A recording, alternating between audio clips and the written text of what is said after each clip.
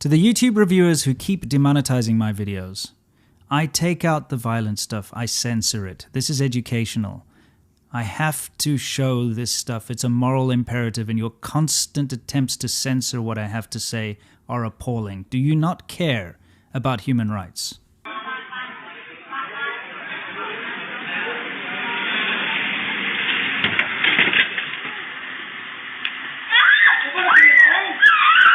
So, China is incredibly safe, especially if you're a woman.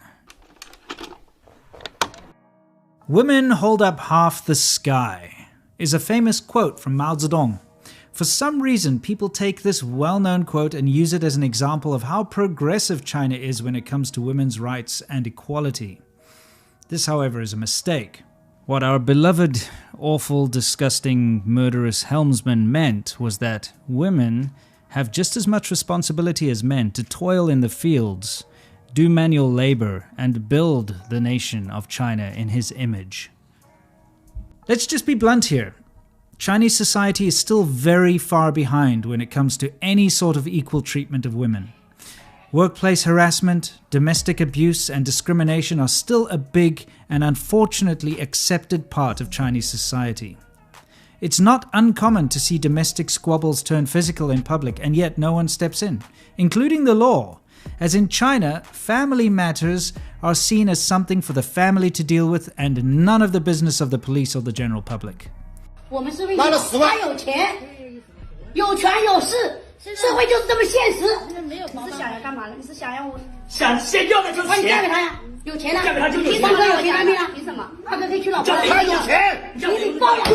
What we see in this lovely scene is this family very politely trying to force their daughter to marry this ugly rich guy, simply because he has money, 有钱, and has a house, etc. In extreme cases, the police will be called in to help, but they're only called in to help and negotiate and settle the issue at hand. Charges are very rarely made against abusive spouses. In one rather amusing example, a Chinese couple on holiday in New York found out that domestic abuse isn't tolerated abroad as much as it is in China.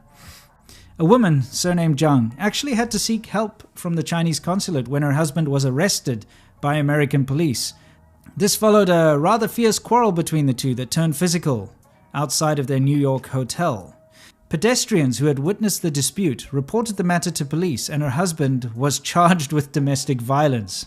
The couple's return to China had to be delayed, as he had to face the usual judicial process, which includes applying for bail, a court hearing, and hiring lawyers and all that malarkey. The Chinese consulate in New York, in response, had to actually issue through their official social media channels a warning, reminding Chinese travelers that physical fighting in the US was not regarded as a small thing as it is in China. They said, and I quote, "From this incident, the couple learned a lesson, and they felt deep regret. Many Chinese people think a quarrel between couples is just a domestic affair and is none of the other people's business. But in Western countries such as the US, this kind of incident is not as simple as a domestic affair." Adding that even fights that occurred in private could be reported by neighbors to police.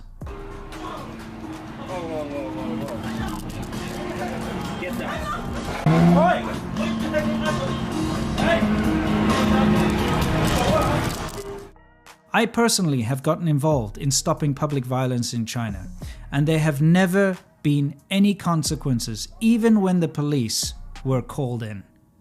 Now let's talk about a disturbing and very recent example that, without doubt, shows how powerless you are as a woman in China.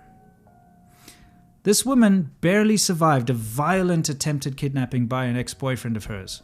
This happened in public in front of many bystanders who at first ignored her cries for help, and seriously, she was screaming at the top of her lungs.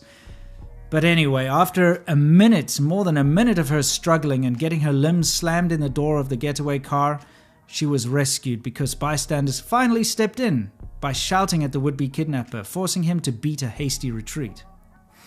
Who knows what would have happened to her had he succeeded, as he was an abusive partner, and she had left him because of the constant abuse she suffered by his hand.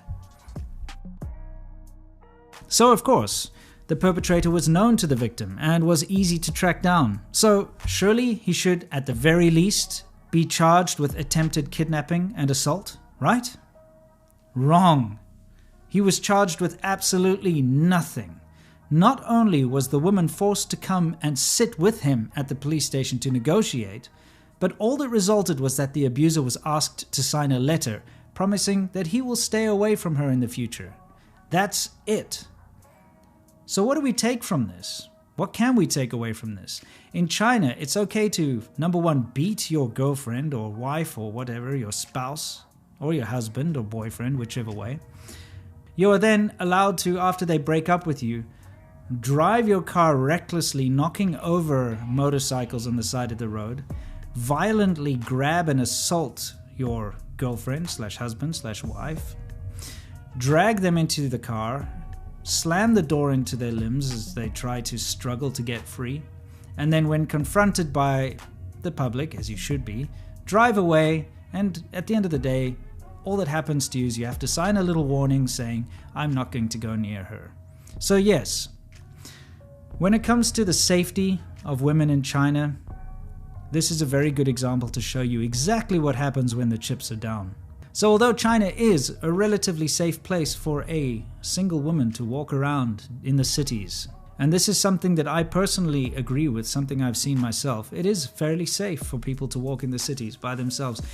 It's not safe when you get involved in a domestic dispute or if something bad actually does happen to you. Number one, because the bystanders aren't going to step in and help you in your time of need, and this has been proven countless times in China.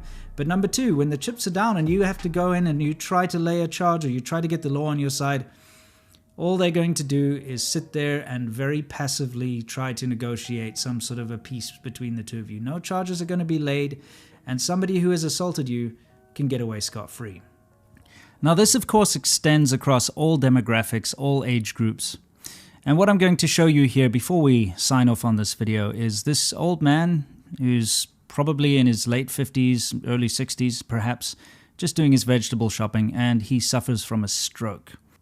This is China's greatest societal problem. Whilst compassion, hospitality, and various other things can be found in abundance in China, you will never find it when someone is in need. And this is the most dangerous position to be in. Whether you're a man, a woman, a child, it doesn't matter. When you are in desperate need of help is usually when the help will not come.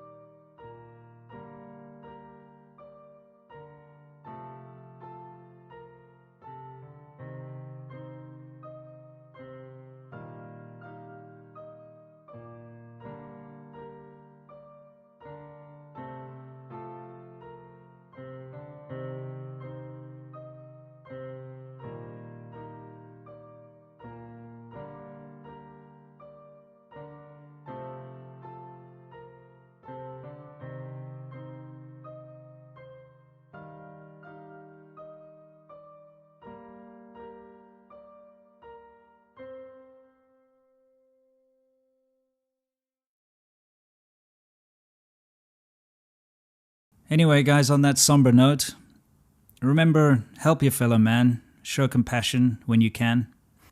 And please consider helping out the channel. I cannot continue this way. Whenever I want to cover something important like this, I get demonetized by YouTube. I understand they don't want any sensitive things put out there, but what other choice do I have?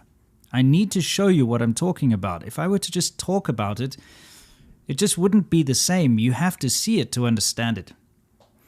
If you do want to support the channel, the links are down in the description and in the pinned comment. And I really appreciate every single one of you. You're the only reason I can keep going.